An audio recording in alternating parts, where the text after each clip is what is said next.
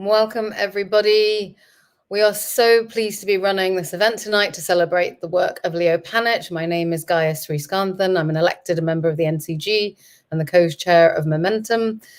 We're here to discuss the work of Leo. Leo was a great supporter of Momentum and inspired our members with a vision of socialism that was uncompromising, but that also offered a practical way forward. Many of Leo's ideas have shaped the work that we're now doing. And as we focus on democratizing Momentum and supporting our members to become more effective organizers, his ideas are more important than ever. At the heart of Leo's work was a commitment to democracy, but this wasn't democracy in the simple sense of casting a vote. It was an understanding of democracy rooted in the idea that political parties and organizations should focus on developing the capacities of their members to exercise power through collective participation and political education. It was democracy as a tool for organizing from below. It was this radical idea of democracy that made Leo a fierce critic of those who think that socialism is only what a Labour government does, or that all we have to do is place our faith in elected representatives to deliver change from above. Leo was the best type of friend to Momentum, and that is an honest friend. In his last book, he emphasized that Momentum had a tendency to focus on internal party issues and electoral campaigning at the expense of engagement in class-based struggles, organizing, and education. Leo, as ever, was right, and we are all collectively learning the lessons he taught us as we now enter the next phase of Momentum's journey. As such, the Leo Panitch Leadership Program is part of this new strategy, and we are so excited to be launching this program very shortly. Up to 40 Momentum members will get the opportunity to participate in this comprehensive leadership development program that will focus on developing your political education, strategic understanding and organizing skills, and building relationships with Momentum activists across the country. It is a key part of our plan to help build the next generation of movement leaders at every level, organizing for socialism in our communities and in the Labour Party.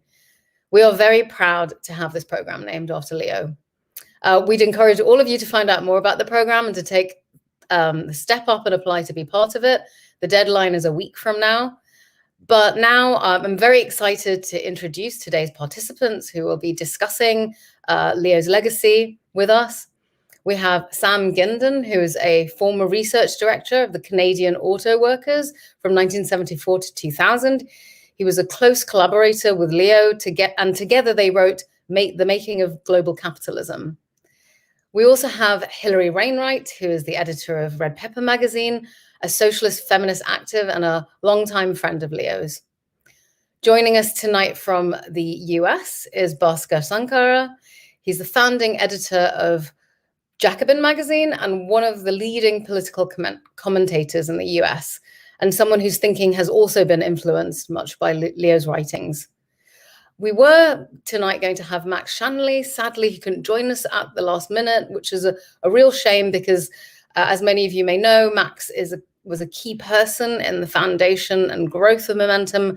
He was a writer and Labour Party activist, and he was also an intellectual kindred spirit with Leo. So it is a shame that he can't come, but I hope we can have a good discussion all the same. So first of all, I'm going to call on Sam to share some thoughts on the lessons of Leo's work and their relevance to socialist activists today. Okay, great. Wonderful to be here. I've just been learning this word awesome from my granddaughters, and my response to hearing about what you're doing was awesome.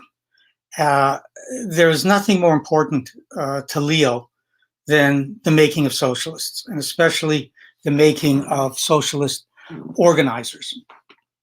This was absolutely fundamental. And when I first heard about you thinking about this project, I spoke to Leo's partner, Melanie, who's an educator and creative activist in her own right. And when we were talking, she had her mask on, so I couldn't see the expression on her face, but I could read in her eyes that feeling of both awe and pride. And that's how Leo would have responded. He would have just been really super impressed with the fact that you're taking this initiative, but also very overwhelmed by the fact that you were doing it in his name. Before I start talking about some of Leo's ideas, I just want to say something about Leo as an educator, because he wasn't just a thinker, he was an educator. And the key to Leo is how those two things came together. I don't think as Leo was developing as an academic, he was thinking of himself that much as a educator. But later in his life, very late in his life, he began to realize that that was one of the things that excited him the most and was so critical to his role. And, you know, that involved opening the eyes of his undergrads to new possibilities and a different way of looking at the world, to developing independent Marxist thinkers, to spreading an alternative common sense through op-ed pieces, through interviews, through speeches, and especially through participating with the new generation of momentum activists or the DSA activists in the US. He was a great messenger because he had the analysis so largely right, because as he would say, he had the gift of gab, he had confidence, but above all, he had the commitment and the excitement of the message. And so it wasn't just that he was a great messenger, but he was so effective in his role in democratizing knowledge that he was playing an activist role in advancing socialism. And I want to make two general points about his ideas and then get into something much more specific. First of all, that Leo was, I'm sorry, there's my phone. Let me just get rid of my phone, 1 second.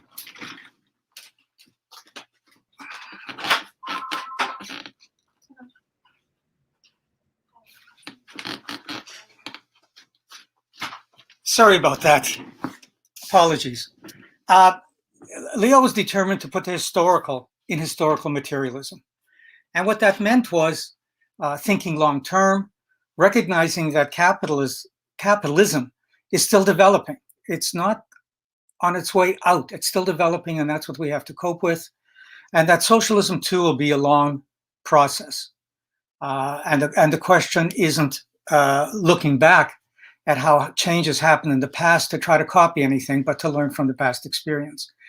The other fundamental thing that runs right through all of Leo's work is the question of agency.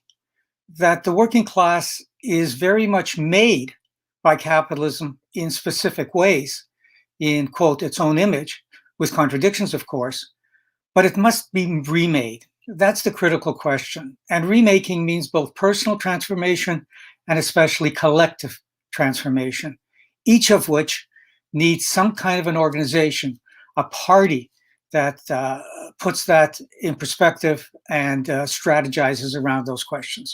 So let me turn now to the three themes that I think the concept paper raised: the question of state, the question of party, and the question of class. 2 points about the state. The first is that the state remains the central site of struggle in society. Leo kept stressing this over and over because with globalization, people began to talk about globalization circumventing the state. In fact, what Leo emphasized is that states aren't victims of globalization, but they've been the authors. That states, it's through states that the conditions are made within each territory to make capital accumulation possible and to help it prosper. So that's one fundamental thing that Leo raised, and this turned out to be very important in the Brexit debate, because what Leo saw very clearly was the fundamental question wasn't whether to stay in Europe or not. The fundamental question was taking on the British state. And once we took on the British state and had a base for socialism, we could move on to challenge Europe or to have Europe kick us out because we were going to follow our own mandate. But getting involved in this debate about staying in or leaving, given how weak the left base was, given that we couldn't express this in socialist terms effectively, it was almost inevitable that the right would take this over.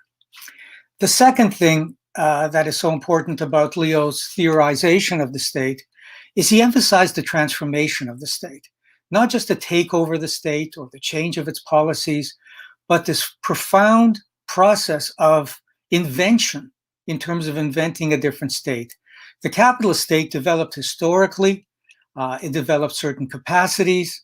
Some of those capacities we might be able to use, but basically, we're talking about developing a new mode of production that required all kinds of different capacities in the state, especially the questions around democratic planning, the ability to both coordinate at the top, but not lose participation and democracy at the bottom.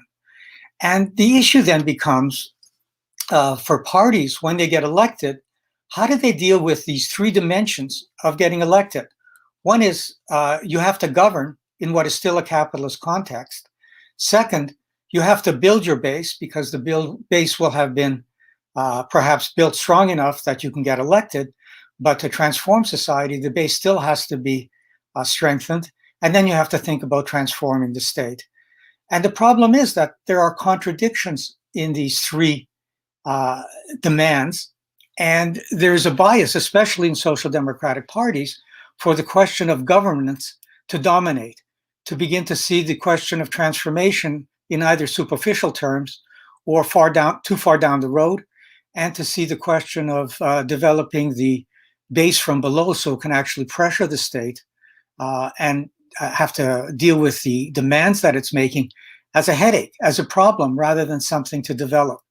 And of course, the governing element in the party, the one that's concerned primarily with elections and getting elected, is going to have the legitimacy of having been elected and the resources that go with the state. And so the question is, how do you have a check on that and deal with the other two dimensions? And this gets to the question of party. The main distinguishing point between social democratic parties and socialist parties is not that one has more radical policies. It's in the nature of their politics. It's in the fact that a socialist party's main role is class formation. It's to develop the working class into the kind of social force that has the vision, the understandings, the capacities and the confidence to transform society. That is its main role. If that isn't happening, then getting to government always has its profound limits that undermine the project. So the question, I think, for momentum that makes this especially difficult is, how do you do this in a party that is divided, not just over tactics, but the basic goal? And a party in which a dominant section, in the parliamentary wing and the leadership, is ready to sabotage the left, and you're left in a party that can't inspire. And how do you build a base when you can't inspire people with what the party itself as a party is doing? And how do you build a base, which is so fundamental, in the expectation that at some point, as you're challenging the party and threatening it, you will be kicked out. And if that's inevitable and will divide people, even on the left, then the question is, how do you build a base in preparation while working within the party? The other element of this is it isn't just a philosophical debate. As you're debating this, there will be people who want to stay in the party as socialists, and there will be people outside. And we have to see this not as a matter of principle, but as a matter of tactical differences that we have to figure out how to engage each other while debating the issues so we can move towards building socialism. Which gets to the question of the working class. Leo was adamant about being sober about the working class. The working class is not inherently revolutionary. It's very much made by capital in its own image. The working class that exists under capitalism may have pockets opposition, pockets of militancy. It may have some socialists in it, but the general trend is that the working class is fragmented. And I don't just mean this because of ideology or the role of the media or the role of the education system. I mean it in terms of its daily experience. The working class is fragmented. It's not a class as a whole. It's dependent on its particular employers for jobs. For very practical reasons, it's short-term and it looks at things pragmatically, like electing a government that might not make things worse rather than thinking about socialism. It's exhausted. It doesn't have much time. And even where the working class has been historically successful, it's often tended to integrate them, both give them more power in certain ways, but also integrate them. So when it won the vote historically, this tied it more to the nation state. It tied it to the notion that now they could, within the nation state, begin to transform things, and to a certain kind of nationalism even. It was their state now. And the same thing happened in terms of winning the right to have unions. Winning unions also meant that, well, now you had a chance to make progress, to win reforms from your own corporations, from, quote, their corporations. So there's this great challenge to how to unmake the working class and remake it. And that's why what Momentum is doing is so fundamental. It's a question of how do you, and the question of education is always inseparable from struggle. It's always about how do you link struggles to education and how do you draw the lessons of struggle, because the spontaneous lessons of struggle can go in any direction. They can go in the direction of workers winning a battle through a militant strike and saying, we don't need anybody else. Or they can go through having a fantastic strike and losing and then thinking that it's impossible to win. The question of learning the lessons is always absolutely crucial. So it's the challenge of remaking workers into a confident class with a vision beyond capitalism and the analytical, strategic, and organizational capacities to bring that vision to life. That's the challenge. And in terms of the organizations that workers have developed over time, it isn't just the parties, it's also the unions. Because the development of unions has, as they got institutionalized, meant that they weren't class organizations. They came out of the class, but they were particularist organizations.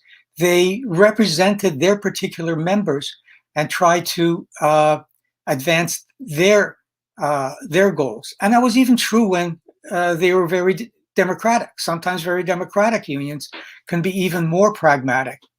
And the question of introducing a class analysis into unions, isn't just a matter of ideology or because we're socialists. For unions, the question of class is actually a very practical thing. At one point in time in the post-war period, when workers were more secure, there seemed to be progress as a matter of automatic advance. You could win things in your own battles and they might spread. That period is over. You can still win things through militancy, but there are real powerful limits that we've learned, and we have to inject class ways of thinking into how we organize and how we bargain and how we relate to the community if we're going to be successful. So it is possible to inject, unions can't be made into socialist organizations, but we can inject the importance of class into unions, which creates a base for socialists. And we can also create the argument, introduce the argument and emphasize the argument that you can't fight if you don't understand what you're fighting. And therefore, unions have to start being spaces of education around how capitalism works. And in that sense, too, it creates the possibility of unions creating some spaces, at least, not themselves becoming socialist spaces, but creating spaces within which socialist education can take place. I want to add a point that's related to this, especially in terms of the working class and the question of dealing with the working class. Because the question isn't reform or revolution. you have to have reform. I mean, you have to be fighting for workers all the time, and you have to figure out how to link those struggles to the more radical questions. But this question of the division of workers, this question of the division inside the working class, is something we don't talk enough about. The division with capital is very clear, and we spend a lot of time talking about that. We talk about class and power. We don't talk about the divisions within the working class, and they're systemic under capitalism, not just because of some conspiracy, but just because of how capitalism works, especially how capitalist competition works. Because in order to compete, different capitalists evolve different strategies depending on their competitive strategy, but also depending on what sector they're in. And those strategies affect the makeup of the working class. In some cases, it means they want skilled workers. In some cases, they want to have cheap workers. In some cases, they want flexible workers. In some cases, they want permanent workers. These things change over time. And all those questions create a working class that is divided in terms of its material reality. I mean, in some cases, it's directly competing with each other, but even beyond that, it is so different in all of its various dimensions that this becomes a real problem of how to overcome this. And the question I want to raise, which I think raises this question of reform or revolution, is how do you, within capitalism, carve out spaces that escape some of this competition? Because if you give into this competition, you're always in a position of having to give up things to save your jobs, about becoming particularist, an individual, and that undermines everything. So I think this is an especially important question for Momentum and for the DSA. We have to think in terms of what are the campaigns, as we organize locally in all kinds of ways, what are the national campaigns that can bring people together? And it's so important because, as Hillary says, we have to overcome the fragments. It's also important because whatever infrastructure Momentum and the DSA have developed, as they work within the Democratic Party, they have to think about building an independent outside infrastructure or sustaining what exists. And that can only happen if you've got some national campaigns that you're focusing on. It's also a way of avoiding the social democratization trap. Because if you're just focused internally, as Gaia mentioned, Leo had emphasized, there's the trap of getting caught within social democracy, of making small gains within the party or in the party's program and becoming defensive about those gains and forgetting the larger goals. So having these national campaigns always exposes the contradiction between you and the party you're in, and it's a check on social democratization. And of course, it's so crucial because through those campaigns, you can unite people who are working inside the party, which there will always be people who see that as a realistic alternative given the limits of the left and the weakness of the left outside, and people who are determined to stay outside because that is absolutely essential. So campaigns are a way of trying to keep us together, and they're a way of trying to build the base for the inevitable clash that's going to come inside the party. Because if we haven't built that base, we will fade away. Now, in this, I just want to quickly emphasize, and then I'll conclude, some of the content, some of the ways we might think about what it means, what kind of campaigns we really want to talk about. One is, I think it's important to continue with populist campaigns like wealth taxes, because they keep the question of inequality on the agenda. They preempt the argument that we can't pay for these things by arguing that we have to redistribute income. They have a crude sense of class, but it is a sense of class when it's populist. But the main thing I want to emphasize in terms of this issue of carving out spaces within capitalism is we have to carve out spaces that aren't dependent on the competitive profit motive. And the fight around the environment gives us a powerful opportunity to do that, both because if we don't raise it, the environment ends up to be easy slogan that, just transition or whatever slogan we use ends up to be something that has a consensus without much content. But if we take the environment seriously, we have to address planning. We have to address the scale of what's needed. It's not just about building wind turbines. It's about changing everything about how we work, live, and travel. And it means fixing everything. And that is a massive project. And if we're going to plan that, we have to have control over what we're planning. We have to raise public ownership. And what that means is that a significant part of the economy would have to be placed under a logic that isn't capitalist logic. Even though you're still operating under capitalism, you're struggling around a popular, crucial issue to carve out a space within capitalism that you can develop. The second part of this is the public sector is already supposed to be a sector that stands outside capitalist logic, but of course, it's subject to capitalist logic in terms of discipline, in terms of the commercialization of the public sector, in terms of cutbacks, in terms of privatization. And so here there's a fight to both expand the public sector, but also to change the way it's run. So we actually see this as being run democratically for the class, for the people who use the public sector, and for the workers inside of it, perhaps with councils of workers and the people that they're serving, to think about a different way of providing these services, which also raised the question of transforming the state to do this. So you're beginning to do these things within capitalism. And the final thing I'll just throw out is banks. I'm sorry, I should have emphasized that the reason I stress the need to carve out competitive spaces because there's a populist notion of, well, let's just put workers on these boards. That is a way, or have co-ops. That is a way of having some democratization of industry. It isn't. If the goals are still about how to become competitive, and if workers sitting on boards don't basically change the goals and the reality, then the chances are as good that we'll be integrated into capitalism rather than challenge it. So that's why we need to think about creating these alternative spaces. And as far as the banks are concerned, there's a similar problem. Because if the argument is to break up the banks, all we'll end up with is more competition amongst banks, which might not necessarily help us. It might, in fact, lead to more instability. And we can't just say we're going to create public banks that are going to have a public mandate, but they're going to have to compete to get funds. They have to be independent of the banking sector. And there's different ways of doing this, but one way is to have a levy on all financial institutions based on the fact of all the funds we've channeled to them over the years.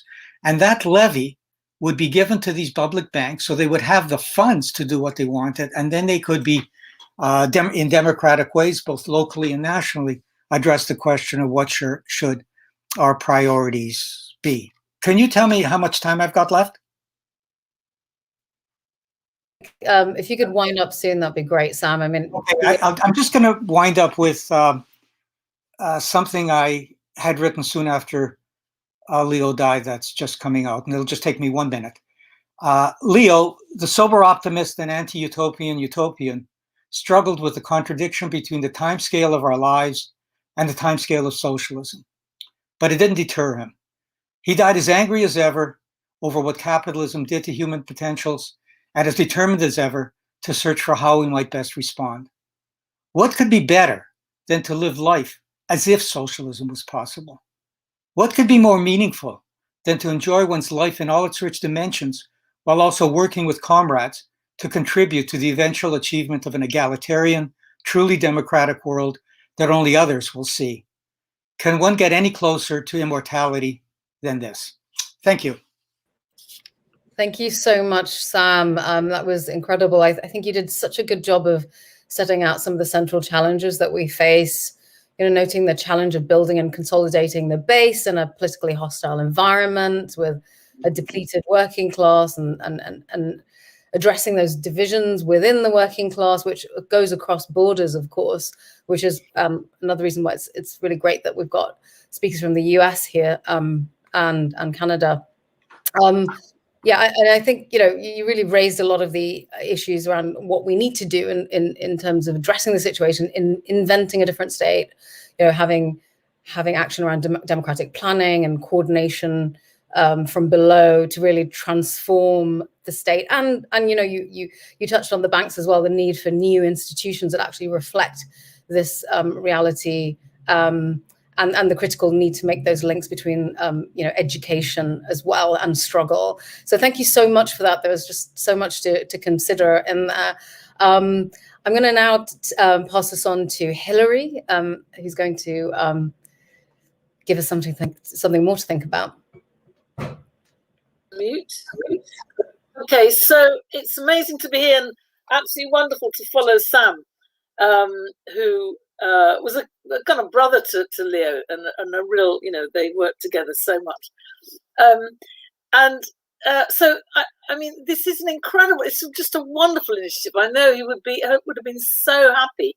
And there's a quote that, in a way, Sam was referring to. It's in his remarkable book, Renewing Socialism, which I would really recommend to everybody as a basic resource for political education. It's so inspiring.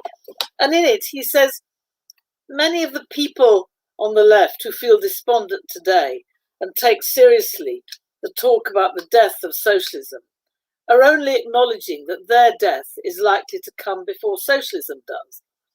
But socialism need not come in our lifetimes for us to be politically relevant as socialists. And I mean, in a way, that sums up the situation with Leo's legacy now, that, you know, he's incredibly relevant. Okay, socialism hasn't come in his lifetime, but he was sort of prepared for that. And we all need to be prepared for that. And in being prepared, do everything we can to not just leave an individual legacy, but to actually build that capacity, that strategic power to bring about socialism, or help new generations bring about socialism in the future.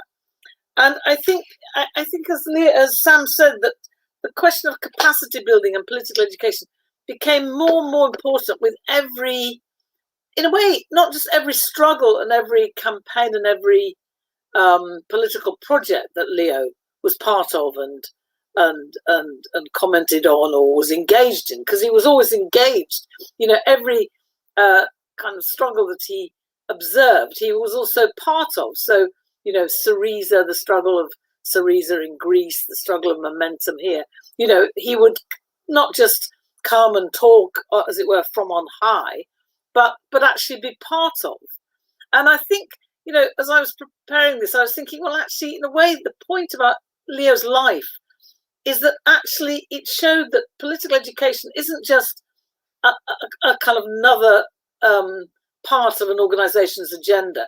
It actually is how we do socialist politics, whether we're editors, organizers, campaigners, you know, are crucial to our work must be that notion of mutual political education, which means learning and sharing. And I think that's, you know, as an editor, you know, because being an editor myself, I tried to learn from Leo.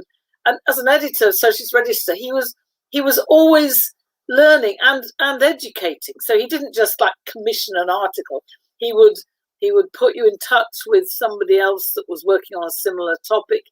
When you wrote a draft, he would make suggestions, but in the course of making suggestions, open up new ideas, new visions. And I think that process of being a political educator as absolutely essential to the way you were political, the way you were a socialist, is something that we must learn. But the other thing is just the way that all the time, particularly in recent years or recent decades, he concluded that socialist education and popular capacity building was absolutely central. It comes out in the book that he and Sam wrote, called Socialist Strategy.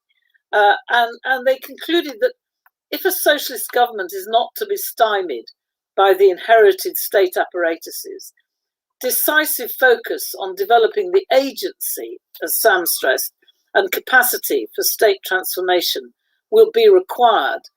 And that particularly drew from the experience of Syriza, you know, in a way unprepared, not intellectually, not in terms of policy, but in terms of strategy and capacity, unprepared to really challenge and transform the Greek state and the institutions of the EU.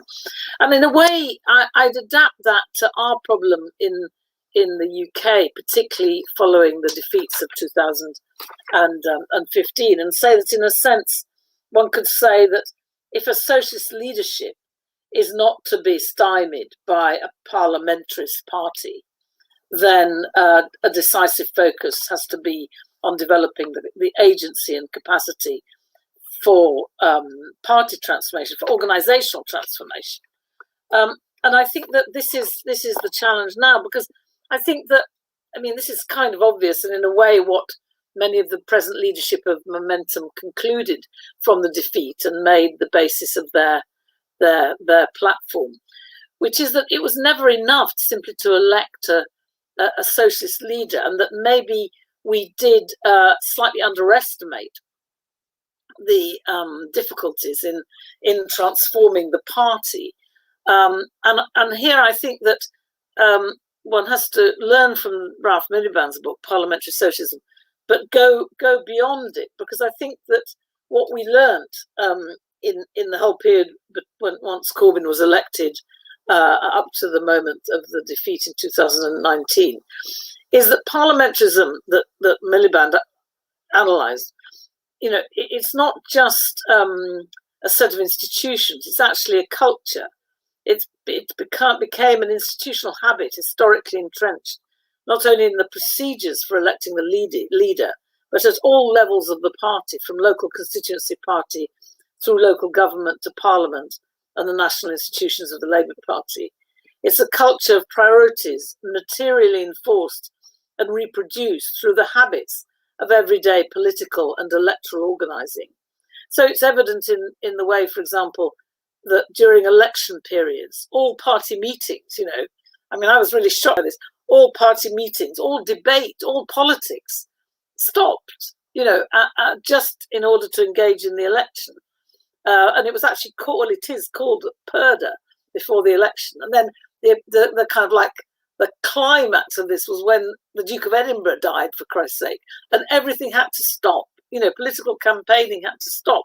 I mean, you know, most of us didn't stop our organising, our campaigning in terms of movement and struggle politics, but electoral, you know, official politics had to stop. Similarly, in that whole way in which the relationship between the unions and the party in the Labour Party is one, and again, it's become a sort of daily institutional habit by which the unions hand over politics to the Labour Party.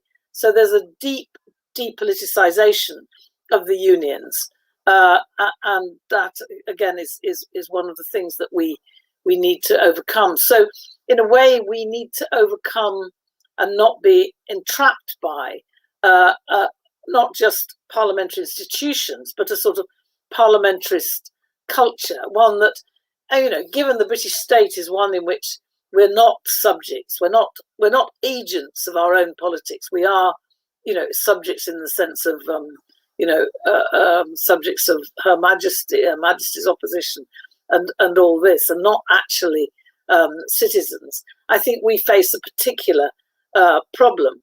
But I think this general problem that Sam outlined, and that there is a very good quote from Leo, which I couldn't find. I'm sure it's in this book, but it does sum up that way in which the working class is made by capitalism, and therefore is in all sorts of ways weakened, and its capacities of transformation and of building a society in its own image or with its own vision, it is sort of, it's not part of working class experience in a sort of, in the sense of reproducing capitalism, and that therefore one has to create a space and a kind of a deep counter culture that's materially reinforced by political institutions and educational institutions, and the kind of infrastructure of political education that's needed and that Sam talked about. So some of the ideas that can be learnt about what this means and what this could mean.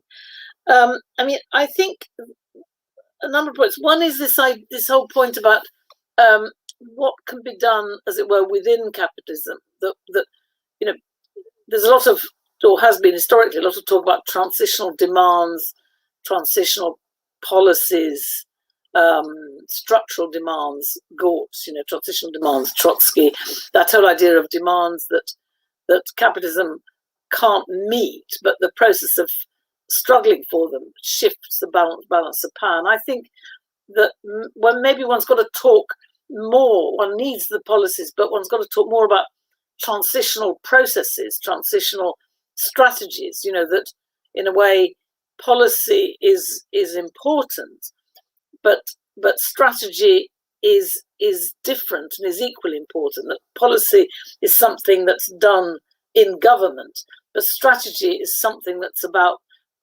dealing with the present terrain, the present balance of power. And I think I was trying to think of examples of where you've got a transitional process that not just prefigures a socialist vision, but actually helps to shift the balance of power. And I think one that, in a way, was an unfulfilled possibility, but it was around the fight against privatization that, in some contexts, was involved trade unions breaking that division, that debilitating division between politics and economics. And in a sense, given the failure of the Labour Party prior to Corbyn, the Blair, New Labour essentially, given they were partly architects of privatisation, unions fighting privatisation had to develop their own politics. They couldn't it was useless to simply pressure the Labour Party.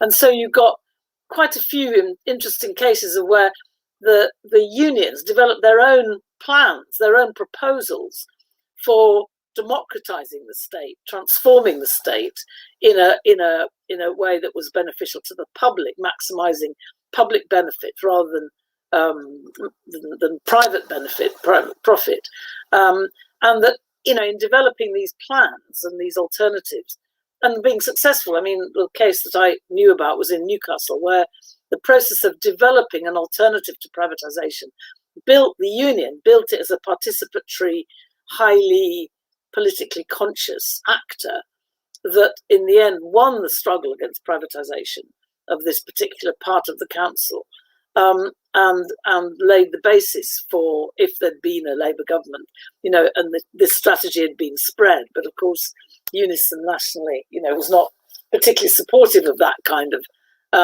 challenging strategy. But it was an example of where, had there been, a process, a strategy of building up union alternatives, which also meant community alternatives to privatization, as part of the struggle against it and building the balance of power to be successful, but also prefiguring and preparing for what a different kind of state would be if a Labour government was elected, and also making, in a way, the idea of an alternative more popular, more attractive. And I think the same thing can happen in industry. And I think this is very relevant now to the whole process of a transition from a high carbon economy to a low carbon economy, and in the face of massive job losses in aerospace and some of the high carbon producing areas after the pandemic. So, for example, the well-known, and I know I go on about it a bit, but I think it's such an important example, the Lucas Aerospace workers who, faced with redundancy, but knowing their skills were relevant, developed alternatives of an environmental kind. But when you look at what happened in that process, it was a process of political education. So one of the workers that I interviewed in documenting this said, in developing the plan, the Combine Committee, that's the shop stewards committee that developed it, wanted to know what machine tools we had. This was to develop the plan. To do the corporate plan, we were having to think as if we were planning.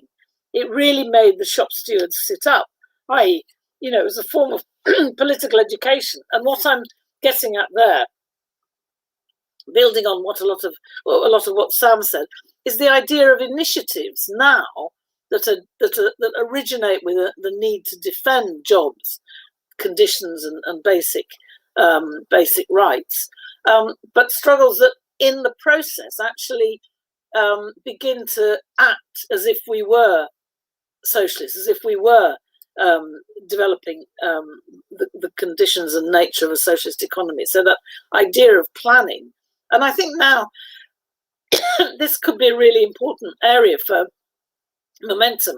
I mean, presumably, you know, environmental politics is important to momentum. Well, I know it is, but now there are trade unions that are very open. I mean, parts of Unite in particular, that are very open to working with socialist Greens, you know, of whom momentum, you know, with that momentum is a movement of socialist Greens, or Green socialists, to develop alternatives, you know, as part of a campaign for their jobs, defending their jobs in aerospace, but producing other products around wind power, around all sorts of meeting ecological needs. So I think there's an opportunity now in the crisis that follows the pandemic and facing the crisis of climate change for a political trade unionism that will have to start at the base, in often with local alliances between Green socialists and trade unionists, and it's not going to happen from the top, and that's where momentum could be crucial.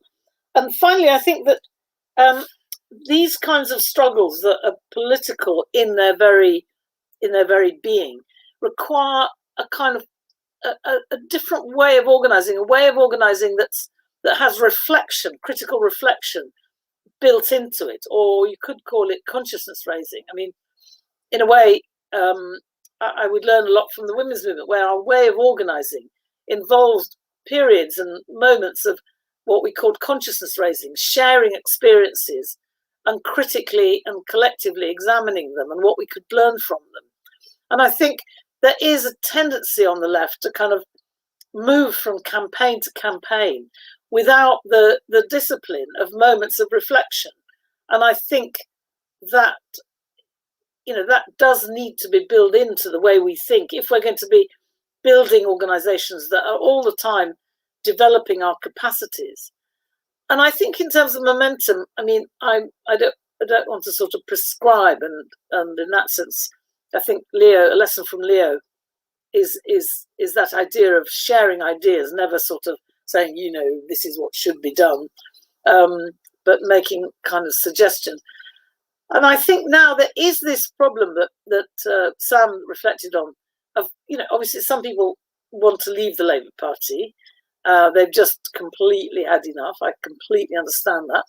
Others want to hang on in there for different reasons, partly, you know, to struggle to be in a position of some kind of renewed left within the Labour Party, or simply, I mean, in my case, I find in Hackney, I've just made so many good, you know, comradely friendships with people who, you know, have a common commitment to local struggles. So since the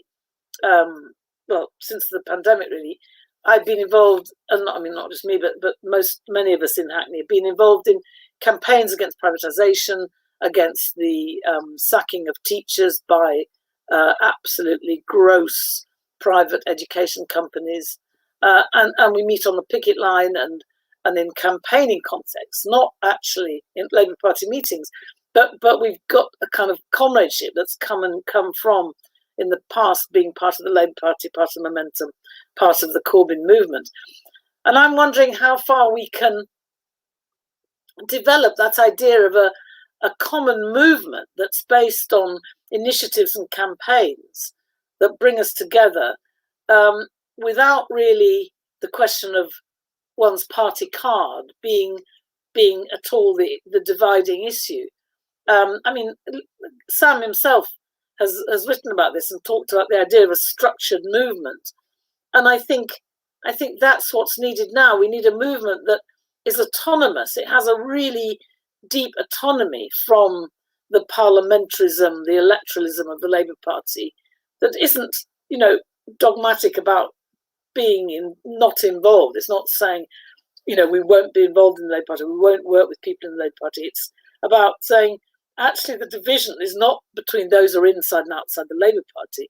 It's between those who are prepared to struggle against capitalism's encroachments, against marketisation, against competitive pressures, those that are actually committed to building socialism here and now, and those who are simply wanting a career, wanting to see a Labour government almost regardless of, whether it's a socialist government or not. And I think that kind of autonomous movement, key to that is the development of an infrastructure that can develop political capacity. So this is where magazines like Red Pepper, like Tribune, and others comes in as part of as the resources of a movement that has building capacity at its centre. And I think by doing that, by all of us seeing ourselves as political educators and political learners and building a culture that's about that building of capacity, rather, as against a sort of deferential culture about, parliament and electoral politics being the be all and end all. I think that's the way to really honour Leo and continue his legacy in a practical and effective way. Anyway, thanks for organising this, and I'm looking forward to the discussion. Brilliant. Thank you so much, Hilary. Lots of great stuff there. I really loved your reflection on the critical importance of political education, and that it's how we do socialist politics. It's not just an activity that we do. And I think your idea of the need for common movements is really, really critical if we're really going to tackle the enormous crises that we're facing. And as for your reflection on the need for political unionism and green politics, we are in the middle of crafting some strands of work addressing those very issues. So watch this space. Very excited to be doing more on that soon. I just wanted to tell the people in the audience that we're going to have a Q&A session later. So please do put your questions in the chat, and we can ask the panelists to answer them. And we'll also be putting a link in for the Leo Panitch Leadership Program that we're going to be launching soon. You can still apply. We have 7 more days. So please do remember that there's no one coming to save us. So you have to hit that link and apply and be part of the solution. Okay, and last but not least, we're going to move on to Bhaskar. He's going to give us some reflections from the US on the sort of common issues that we're struggling with over there as well. Well, I'm pleased to join everyone to mark the launch of the Leo Panitch Leadership Program.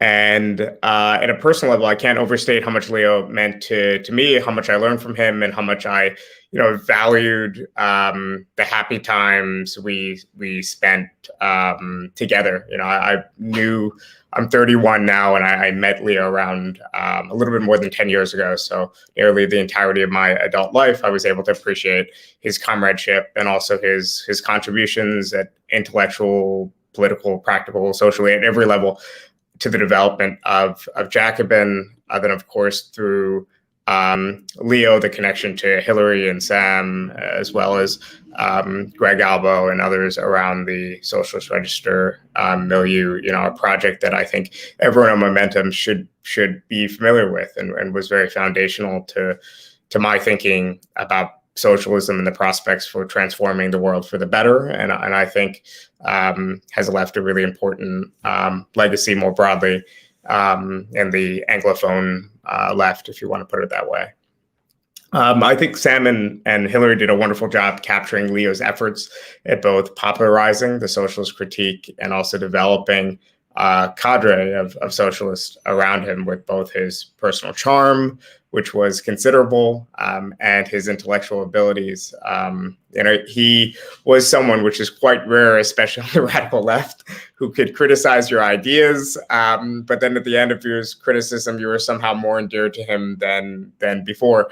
So I'll skip most of what I had prepared to not retread, especially on ground that Sam already covered. But I do think I should mention or reiterate a couple things. And one is that the core political legacy of Leo Panitch was attempting to develop a socialist politics that wasn't in the tradition of Leninism, but also remained fiercely critical of social democracy. This, at the same time, while supporting new projects of the left that were emerging throughout, especially the last 10 years, but really in that wave of cycle since the formation of Bloco in the late 90s, early 2000s in Portugal, that had immediate demands that were fundamentally social democratic. And that gets me, I think, to the nature of his criticism of social democracy. So it wasn't rooted in the personal vice or corruption or moral weakness of these social democrats, but in a structural dilemma. So sometimes on the left, we have these accounts of, let's say, the rise of neoliberalism in the 70s and 80s and the rightward movement of social democratic parties. And we make it seem like if only we had leaders that were made of stronger stuff, then we would have been able to avoid the transformation of these parties. Whereas I think Leo would emphasize, not that he was opposed to criticizing many of these decisions, and many of which were in fact contingent of these leaders. I think he would emphasize the fact that social democrats were dependent on profitable capitalist firms, and these firms held the power to withhold investment and hold democracies hostage. And that act encouraged social democrats to pursue the route of accommodation with capital, even if it meant betraying their own social base and thus their own electoral prospects as well. And related to that were transformations that happened to social democratic parties once they reached power. So you had the rise of bureaucracies across social democratic parties, no matter what the party leaderships intended, no matter how right-wing or left-wing they were. And of course, in the spectrum of European social democracy, the UK Labour Party and Labourism would be on the right wing of the spectrum. But it was really hard to sustain the struggles that brought social democratic parties to power. So bureaucracies naturally arose, and often for practical and very good reasons. But Leo was very aware of the dangers they posed to party militancy, and that the ability to not just get elected on the basis of a program, but actually carry out that program was extremely important. And being able to carry out that program required leverage, it required power, and required autonomy to an movement that was fundamentally extra parliamentary, a workers' movement that was connected to a working class party, but that wasn't enthralled to just a very narrow electoral or parliamentary calculation. So he was creative in his thinking about how to avoid power concentrating in just a few hands. But even though I think he didn't really have that many definitive answers on that point, just bringing it up and just being aware of that problem is the first step into solving it. So there was a story that he would sometimes recall, in chats to me, which was about his visit. And Sam can correct me if I'm getting it wrong, but I think it was to the youth section of the League of Communists, the ruling party in Yugoslavia. And in general, Yugoslavia was a little bit more liberal than other Eastern Bloc nations. They would occasionally have outside intellectuals come and talk to them, even quite critically, at least in the 1980s. And he recounted this concept of the iron law of oligarchy, and none of them had heard of the concept, but he could see in their face and their conversations afterwards that they recognized it instantly as their reality. So the question was, how do we prevent power from concentrating in just a few hands at every level in society when it comes to, let's say, future worker self-management, but also within our parties and organizations. But fundamentally, despite this awareness and this this cognizance of the history of social democracy in theory and practice, he wasn't afraid of trying to capture power, and he was supportive of the new movements of the European left. So as Hillary mentioned, he was supportive of Syriza's attempt to win power.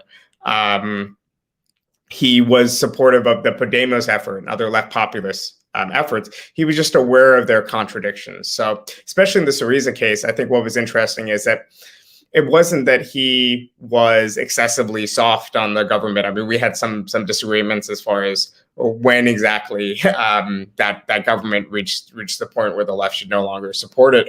But he was wary of a certain style of criticism that didn't foreground the material constraints that Syriza was under, and as opposed to that, emphasized very voluntaristically just defects of character or kind of those almost personalized explanations for their approach. So I would say in general, this applied to his understanding of Corbynism and also to the Bernie Sanders moment in the two Bernie Sanders campaigns in the United States. So as relates to Corbynism, I think he ruled a lot of the missed opportunities. He thinks there should have been a more fundamental transformation of the party at the CLP level. I think he advocated for things like mandatory reselection. He was wary of the backtracking on the issue of Brexit between 2017 and 2019, not because he was an ardent supporter of the Brexit campaign, but for practical reasons, and also, of course, for the left's historic opposition to European integration. But at the same time, he understood, I think, a lot of the dilemmas at play.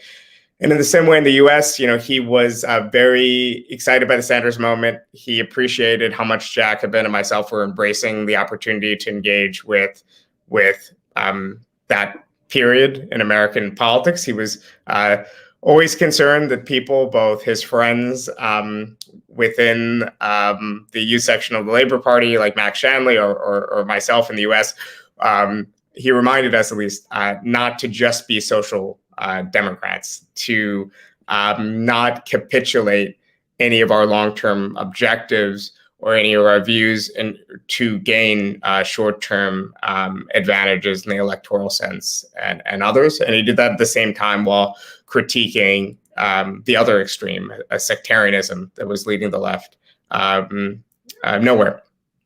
And I should say, as it relates to social democracy and power, I don't want to rehash what Sam said and what Hillary said, but I think one of the novelties of Leo's thinking about how a working class party could govern within the constraints of capitalism is that there was a type of thinking within the social democratic left in the 20th century, which foregrounded the creation of the welfare state and redistributions of wealth from the elite strata of society to working class people through the state or through different mechanisms, including the state plus centralized wage bargaining, like in Sweden, but that put off democratization and put off questioning the right of management to manage. And after all, these were parties that were constrained by that dilemma of social democracy, its dependence on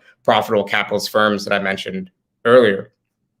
But I think that he would emphasize today that if we ever have the opportunity to take power again, we would need to more immediately put forward democratic questions, and we would more radically need to think about how to democratize society and how to empower workers. We can't just wait for those demands to rise after the contradictions of social democracy reach a tipping point, like they did in much of the advanced capitalist world from the late 60s to the mid to late 1970s. And I would recommend that people read his interview. I believe it's a 1994 edition of Socialist Register, but it's his interview with Maider, the chief architect of the 1970s Swedish wage earner fund. And I think that gets at a lot of these dilemmas. So I guess you could broadly characterize this sort of thinking as looking for a left social democratic road to socialism, but avoiding the traps of just democratizing without decommodification. And I know Sam touched on that, but there's a little bit of that in his book, Working Class Politics and Crisis, which is a series of essays on the political situation in the 1980s. And often the response of some people on the British left to the demands of the Bennites were to say, well, this is kind of an old, antiquated way of thinking. You're focusing too much on a certain type of labor-focused politics. It's overemphasizing manual workers. And instead, we can make certain concessions, but we can also take board seats and increase worker representation. And wouldn't that be more socialist than the alternative? And Leo's response was affirmatively no. No, it wouldn't, because he saw those plans for what they really were. They were going to structurally undermine the power of the working class for just a few token gains. At the same time, that sort of demands for democratization and for something like a wage earner fund would take on a very different context if it was connected to a broader process of decommodification, of making inroads on the marketization of our society. I had some debates with Leo about the feasibility and desirability of markets under socialism. I definitely lean towards the market socialism size of those debates, but that's for another day. And as far as outside, movements and how we should conceive of his work, I don't want to mischaracterize it, but I think that the best way to describe it is Leo was quite open about about social movements and their role in the left, while not fully embracing a conception of movement of movements that doesn't really sees every struggle as being collinear. So, in other words, I don't think it's our job, and I'm sure Leo would put it much more eloquently, but it's not our job to just tail movements. So in the US, like Black Lives Matter, but also we shouldn't dismiss them. We have to participate in them, but try to raise class questions and try to bring struggles against oppression into a broader workers' movement. And I do think that we need to push a framework where people can see how capitalism works, where they can identify the enemy, and where a Marxist common sense prevails around class. And I'm not saying that in a narrow workerist sense, but I am saying that there was a certain common sense that propelled national liberation struggles in the 20th century and propelled every single successful struggle against oppression before, that we risk losing if we adopt a certain newer, more academic formulations about social movements and the struggle against oppression. And I think for the British left in particular, I think that means foregrounding and keeping your politics rooted in the working class while abandoning a very narrow vision of what that means. So not just manual workers, but something broader. But that class focus is different than a focus on politics that sees politics as a collection of progressive policies. And the goal is to assemble a coalition that can pass these progressive policies. Like, there is a difference between a working class movement and a bigger tent progressive movement.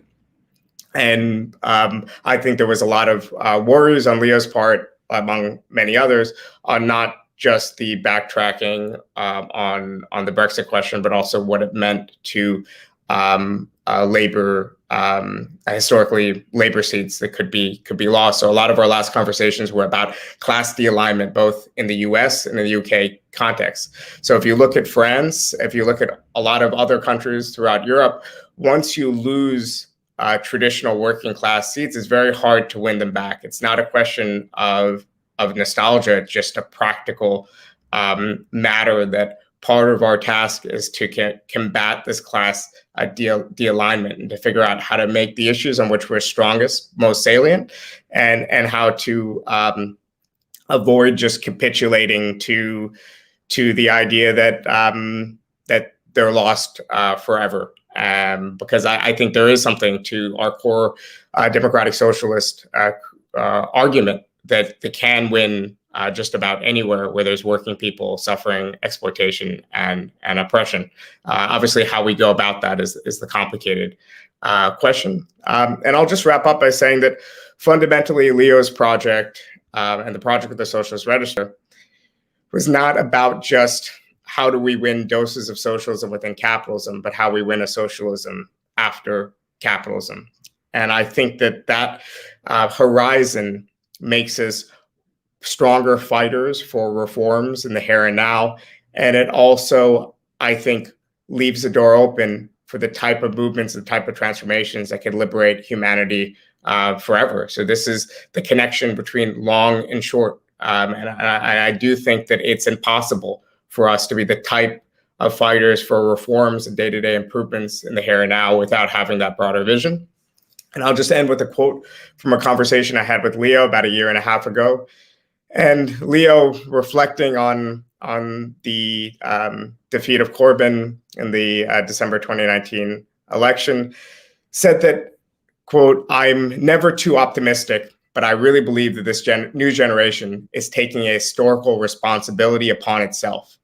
Despite the fact that the working class is balkanized, divided, disorganized, much weaker, the current generation has a much better chance of seeing this project through because of the obvious illegitimacy and the crisis of those who tell us the answer can be found in the reestablishment of the partnership with capital tried in the 1950s. I think people can see that the old corporatism is not possible. They could see from the crisis of ecological devastation that without democratic economic planning, we are not going to be able to resolve our contemporary problems, and we're going to have a host of new ones as well. So I think in some ways, the chances are greater, provided we can develop the institutional capacities as well as the organizational ones to begin to remake the class through the process of remaking the politics. Leo is a great human being. He left an impact in all of our lives. I'll treasure knowing him forever. And I will continue on, as I hope all of you in Momentum will, this process of class reformation. And there will be momentary setbacks. There will be setbacks that are more than momentary, but that's still our historic mission. That's still our task. And it's still the type of politics that can truly remake the world for the better. Thank you so much, Bhaskar. That was really great. I particularly liked your point about working with movements, but not reducing that to a collection of progressive policies. And I think we're seeing the difficulty of holding that line right now around organizing around the climate crisis, for example, but many other issues too. So really, really excellent quote at the end as well. That's a lot to draw inspiration from. So we have a few questions from people listening in. The first one's actually for you, Bhaskar. You talked about Leo's ability to criticize our ideas in a productive and comradely way. But in this age of social media, how do we create that culture of mutual exchange? Do you have any reflections on that? Yeah, I think that when I think about the arguments that I have online, and I'm sometimes intemperate, but the most commonly ones are with people that you have a rapport with, that you've met in person. So you don't really need to question whether their criticism is good faith or not, because you were involved in some sort of rally with them 5-6 years ago or some sort of campaign. So I think we just need to continue to mostly forge the hard bonds of meeting in person, of showing up to work together on our causes, and then just assuming good faith. And it becomes harder the more anonymous and atomized we are.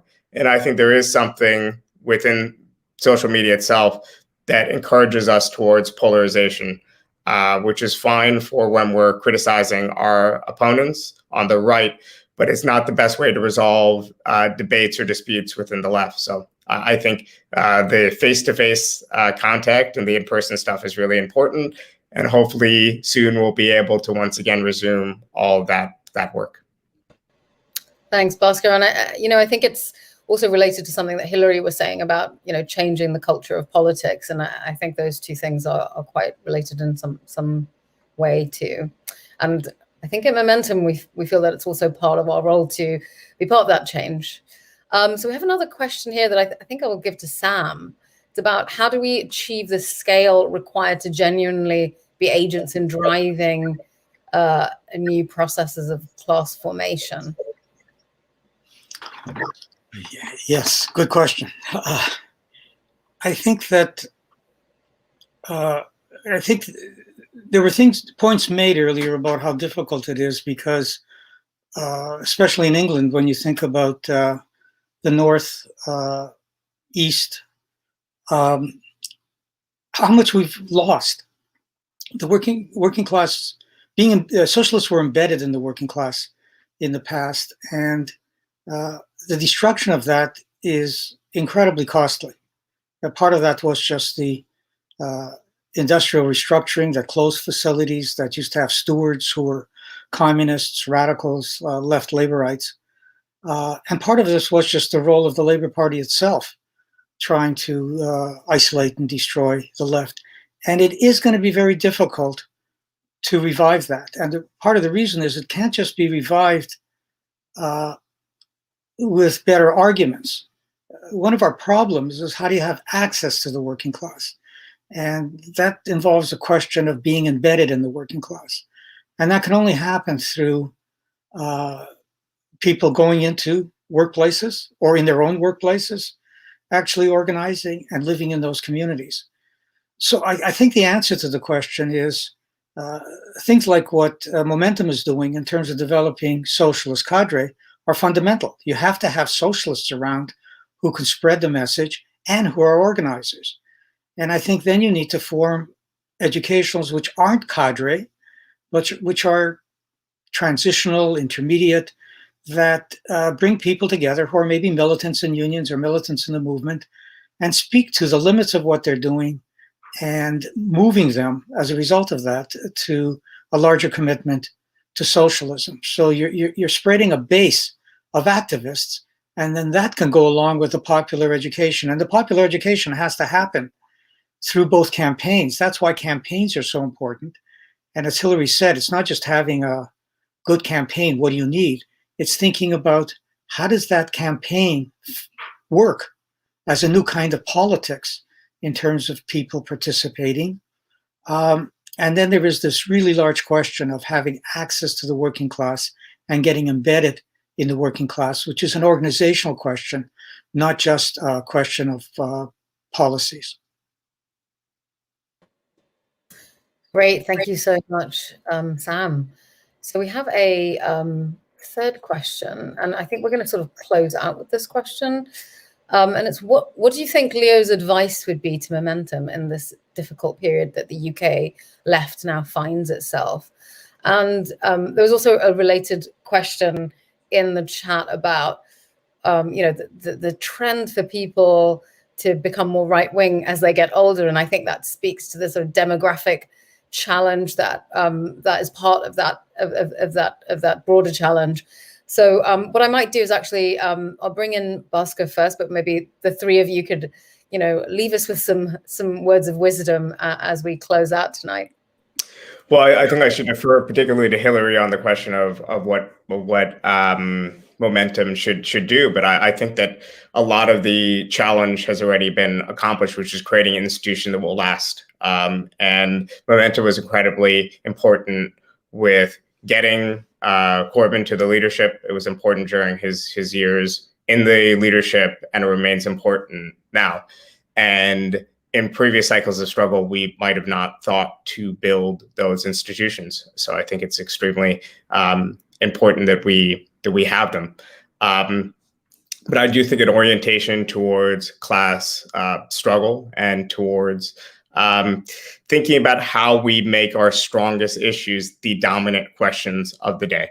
So wherever you come down on the Brexit question, for instance, that was not a great terrain for the left to be in 2019. So how do we make the economy, the jobs, the NHS, the central issues of the day, and how do we make sure the left has winning arguments on them? So I think there is a difference between a narrow electoralism and parliamentarism that seeks to only win elections and to only achieve short-term public polling victories, on the one extreme, but on the other extreme, there is, I think, a tendency and defeat on the left for us to retreat to the fringes and to say, okay, we're not going to win anything anyway. Why does it matter whether we're crafting a rhetoric that is resonating where people are, or maybe a half step ahead of where people are, but not 2 or 3 or 4 steps ahead of them, without compromising on our key issues, without compromising on social issues like immigration or whatnot. I'm not saying we should capitulate, but I am saying that it is always important to know where the working class is, and then to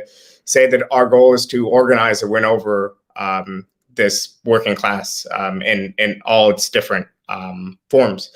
And as far as people moving rightward as they get older, I mean, I think in particular in the UK, that's just a product of losses that Labour has sustained over the last several decades. It is exasperated by kind of the difficulties in Scotland and elsewhere, but these are trends that center-left parties all around the world have suffered since their embrace of neoliberalism. And obviously, our goal is to correct that, and is to find a way to push forward a economic egalitarian sort of politics that can resonate. And just because we suffered a few defeats doesn't mean that the overall strategy was wrong. Thanks, Bhaskar. I'm now going to call on Hilary to answer that same question. What do you think Leo's advice would be to us in this moment? Well, I can't say, exactly. I can't speak for Leo clearly, but since I was sort of always talking to him, particularly in the since the Corbyn election. Since the Corbyn success and then the building momentum we were always discussing. So I can say kind of what I think, but influenced quite self-consciously by Leo. So, I think the key starting point will be the struggles that are going on that are particularly to do with the attacks and the needs facing working class people, and working class people as women. The working class experiences lived as a woman, as a black, as gay, as trans. So there's I don't see the huge difference between as what people call identity politics and class politics. I think they can be and are constantly fused, and we must be part of fusing them.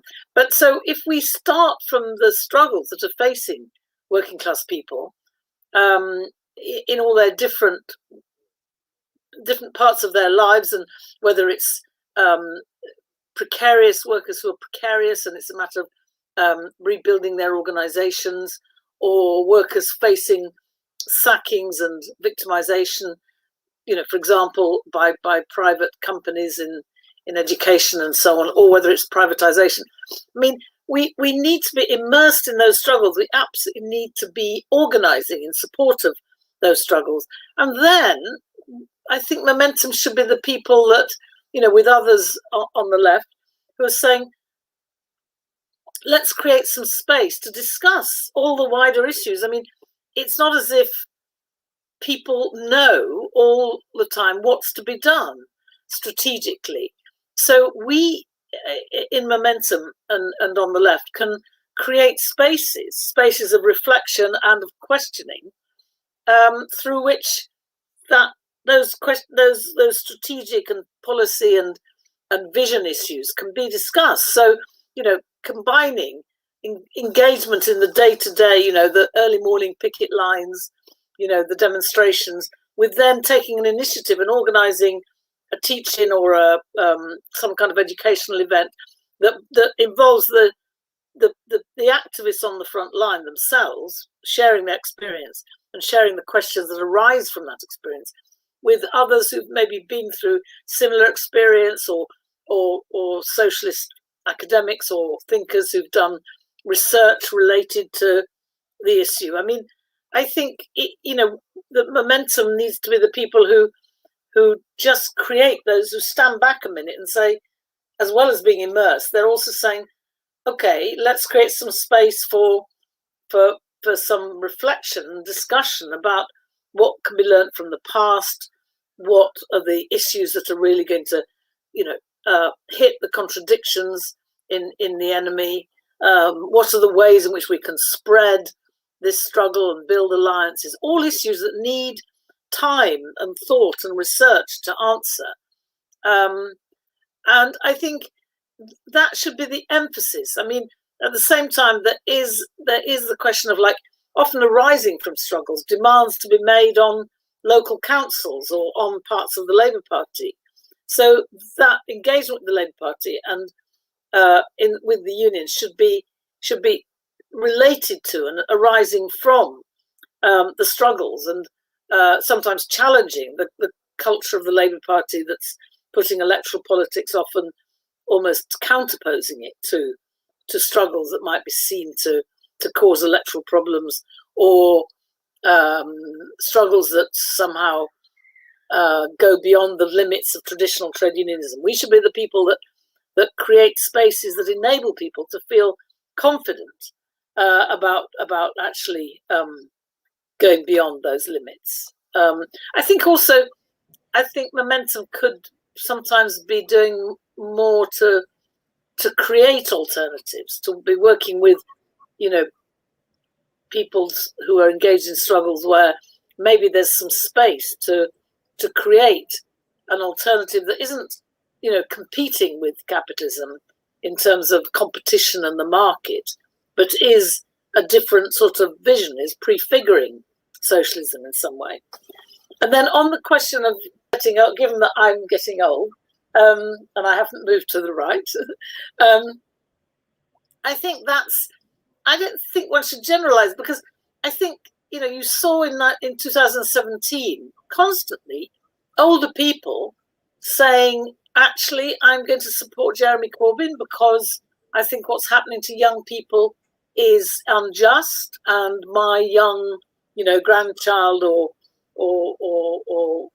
grandniece or whatever is involved in this struggle, and I'm learning from them. So the more intergenerational discussion, the better. I think that's another thing Momentum can do, can actually bring young people together with older ones to create that continuing process of radicalization.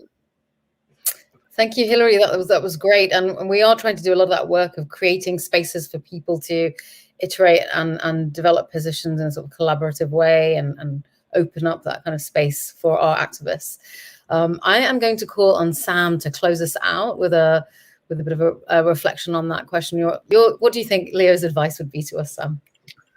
I'm not sure I'm not sure I'm going to speak. I'd want to speak for Leo. I'll speak for myself, but I think it would be consistent with Leo. I wrote down 5 points here in response to what Bhaskar and Hilary were saying.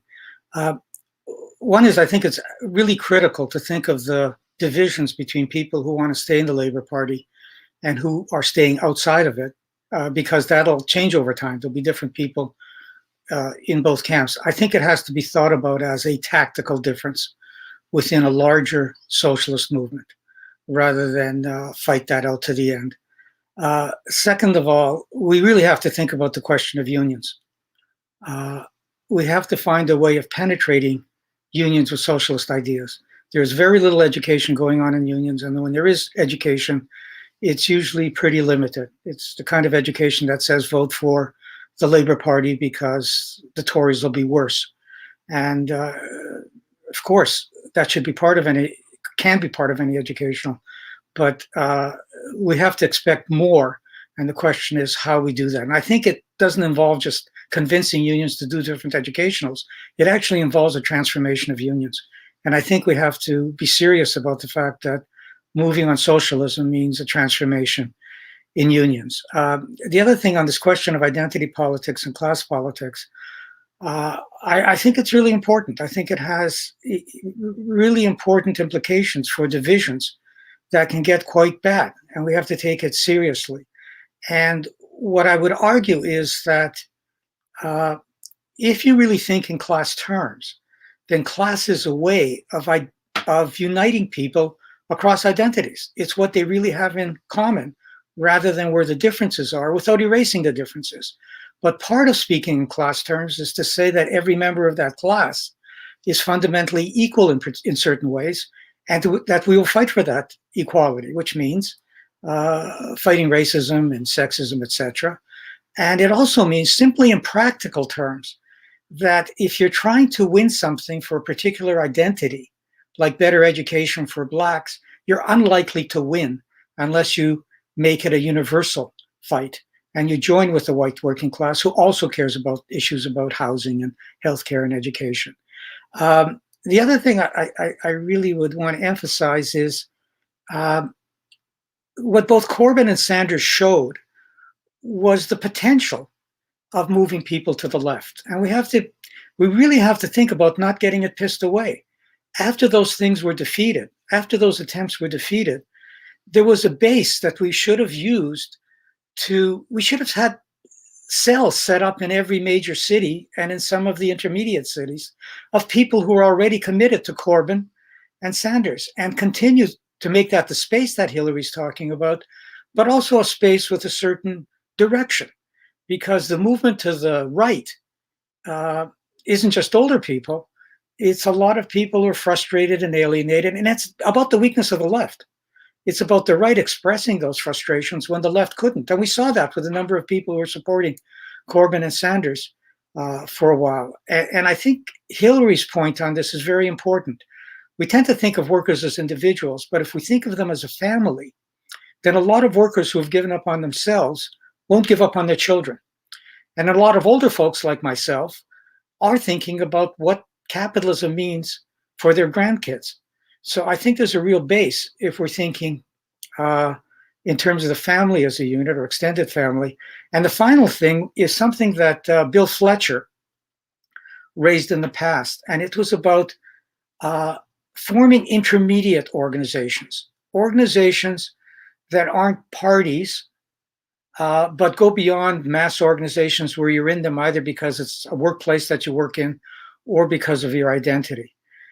And the significance of that is partly it's just a way of accessing workers. You could, for example, have a regional workers' council that included people who are employed, unemployed, organized, unorganized, where you talk about local issues and maybe if you link up with other localities, larger issues. But there's another dimension to this. One of the criticisms that was made by the Italian communists about the Communist Party and its bureaucratization was that it had nothing to do with bad people or constitutions. It had to do with the fact that some people who were professional revolutionaries were always reading and studying. And when workers came into the organization, they were, of course, intimidated. They didn't have the time to do that kind of reading. And so they were more passive. And that's very dangerous. It's not just that bureaucracy is bad, it's that you need checks on bureaucracy. You're never going to get rid of bureaucracy in a pure sense. The only way to deal with it is you want powerful checks from below. And the possibilities of an intermediate organization is that if people are really working on, for example, a workers' assembly in Manchester, they develop skills, they develop confidence, and then when they act in the party, they're speaking with a real broad base. They're not just speaking from a local, they're not just speaking for themselves, they're speaking from their experience in the working class, and that base gives them a lot of credibility against leaders of the party or intellectuals who normally feel more confident. And I'm sure there's a lot more to say, but I'll stop. Thank you so much, Sam. And thanks to all three of our speakers tonight. It's been a real honor having you here and to sort of reflect on Leo's legacy and just a lot of stuff for us to absorb and to take action on as momentum. So I just wanted to, again, put the word out about the leadership program. There should be a link in the chat. Please do share it with anybody that you think might be interested. Apply yourself. We are looking forward to working with all of you going forwards, and I think we have a lot of work to do, and we need all hands on deck. So we need more leaders, and we hope we'll be doing this work with you soon. Thank you, everyone, and good night.